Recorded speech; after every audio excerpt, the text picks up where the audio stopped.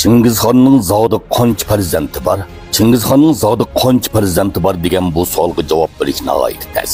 Uning avlodlari nihoyat ko'p bo'lib, navbatda har 4 Mo'ng'ulning birining Chingizxon bilan qondoshligi bor deb qaraladi. Biz bu yerda ayni chog'dagi odat bo'yicha faqat rasmiy xotindan tug'ilgan bolalarni haqiqiy farzand qatori hisoblamasak, Chingizxonning qancha farzandi bordir? Tarixiy materiallarda xotirlanishicha, Chingizxonning ayoli Bo'rta uning uchun 4 o'g'il tug'ib bergan. Çoğun oğlunun ismi Juchi bulup, Bo'rti bulang-tulang qilinishdan burun Chingizxondan homildor bo'lgan yoki markitlar bulab bitib keyin homildor bo'lgan degandek xotirlar mavjud. Şoňlaşqa uning qandaylik masalasi shu davrdagi munozara temizga aylanib qolmasdan, yana necha asrdan keyingi tarixshunoslarning munozara temizga aylanib qolgan. Bu ish yana Chingizxonning ömürlük qayg'usiga aylangan.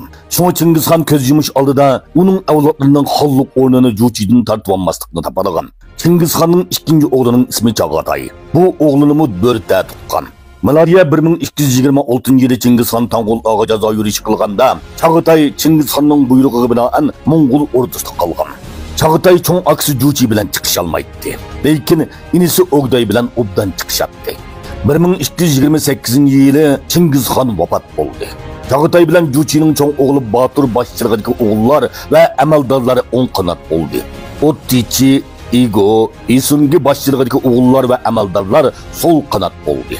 To'luy boshchiligidagi markaz bir qismning o'g'illari, amaldorlar va tuman beshi, ming beshi qatorliqlar Kiroryan daryosi bo'yidagi Qudio orlig'i jam bo'lib, yorliqqa binoan Chingizxonning 3-o'g'li O'gdayni Ulug'xon qilib chiqdi.